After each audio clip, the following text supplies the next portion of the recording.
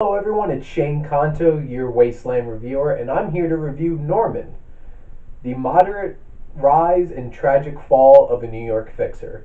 And yes, that is a very long title, but for a very good movie. And I quite like this a lot. This film is about a Jewish man in New York who is a fixer. He helps people, he does things for people, does favors, and tries to get things out of that. And his growing relationship with the Prime Minister of Israel, and a lot of other subplots that are involved in here. And overall, this was a very interesting and very stylish film. And this is from director Joseph Cedar, who also wrote the film. And what Cedar does very well is tell a very interesting story in an interesting way. And this is broken into four acts, very specific four acts, jumping time over course of it. And Cedar does certain things like graphing two shots together in a very unique and interesting way to tell a story, which that was one of the coolest things about this film, was that it was done technically in a very interesting way, an engaging way.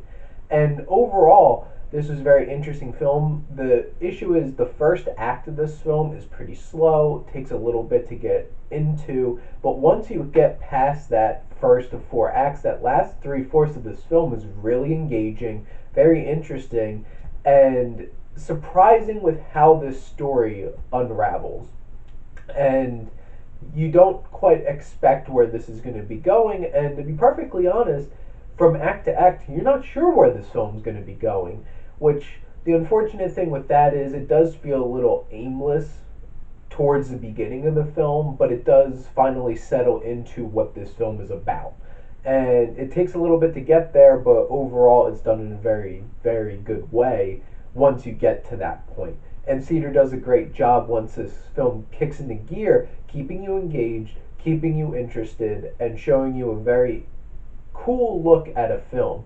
The cinematography was done by Yaron Sharf, and the shots in this were really cool. They used very good use of close-ups and how bringing these different shots together and melding them together, having two people having a conversation over the phone instead of just cutting back and forth, how they seam the two parts together, it looks like they're sitting in the same room or standing in the same space, and I thought that was really cool.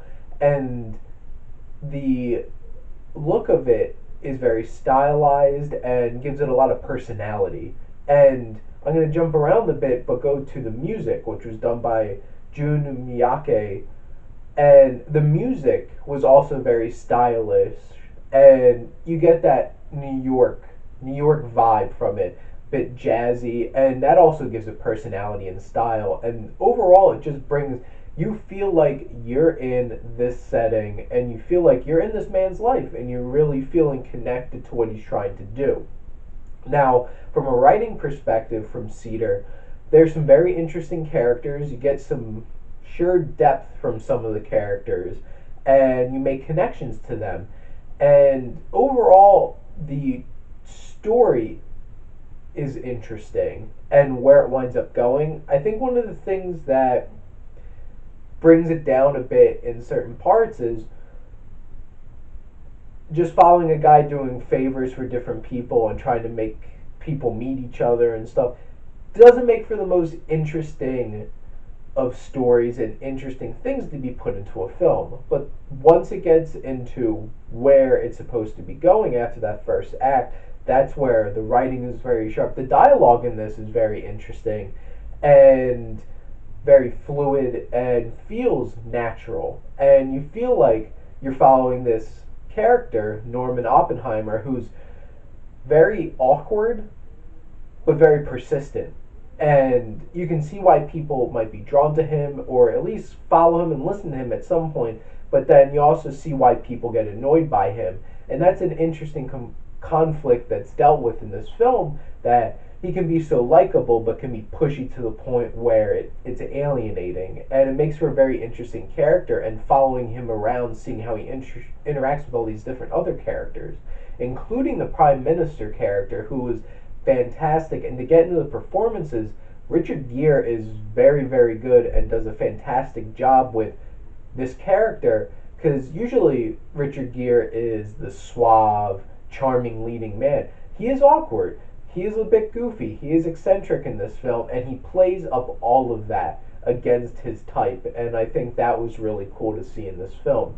Now, Lior Ashkenazi is the actor who plays the prime minister, and he was a huge standout in this film. I loved his performance. He made this character very human and very likable, and can connect with him, and you can see where he's coming from, and the genuine chemistry between Gere and Ashkenazi really makes for a wonderful relationship between these two characters on and off when they get to interact, and you feel why Norman feels so connected to this character.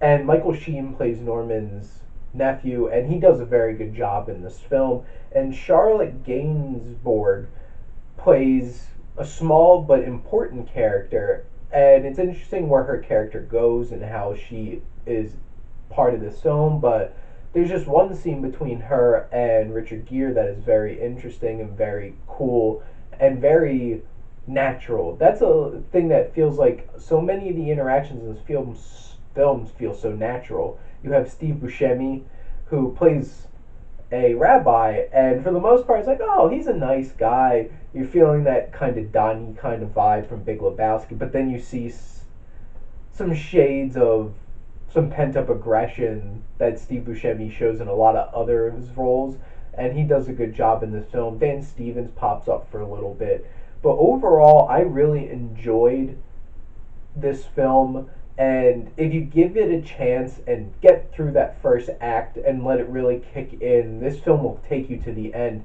And it really does play out like a tragedy. And it's very interesting how believable this arc that Norman goes on. So I'm going to give Norman a moderate rise and tragic fall of a New York fixer, an A minus.